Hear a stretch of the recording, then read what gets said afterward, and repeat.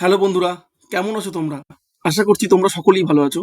আর নিজেদের railway NTPC exam কি check করে নিয়েছো। যদি তোমরা চেক করে না নাও তাহলে এক্ষুনি চেক করে নাও। কালকেই রেলওয়ে তাদের এনটিপিসির অ্যান্সার কি রিলিজ করে দিয়েছে। আর আমি এই ভিডিওতে দেখাবো যে ওই অ্যান্সার কিতে আমি কত পেয়েছি, অর্থাৎ রেলওয়ে এনটিপিসি গ্র্যাজুয়েট লেভেলে আমার স্কোর কত।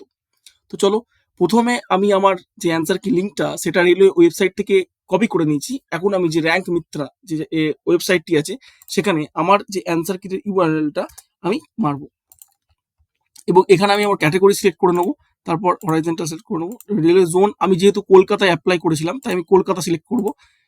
তোমরা যে জন্য অ্যাপ্লাই করছো সেটা সিলেক্ট করে নেবে। আমি যেহেতু ইংরাজি ল্যাঙ্গুয়েজে পরীক্ষা দিয়েছি তাই ইংরাজিটা সিলেক্ট করবো।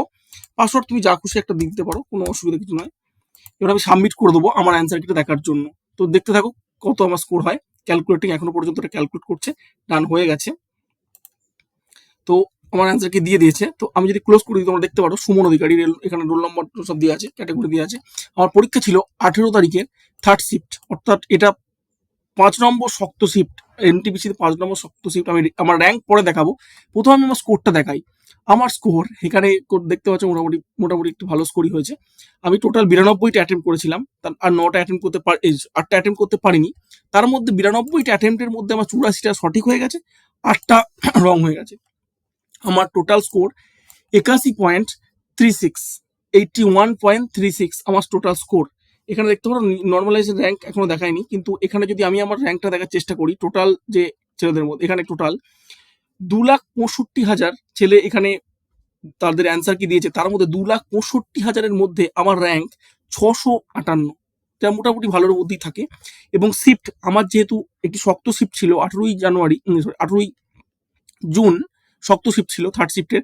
দেখো এই শিফটের 5,986 জন এখানে অ্যান্সার কি লিঙ্ক দিয়েছে, কিন্তু তার মধ্যে আমার র্যাঙ্ক 10। এবং ক্যাটাগরি আমি যেগুলো ইডব্লিউএস ক্যাটাগরি থেকে বিলং করি সেখানে আমার ক্যাটাগরি র্যাঙ্ক হচ্ছে 115।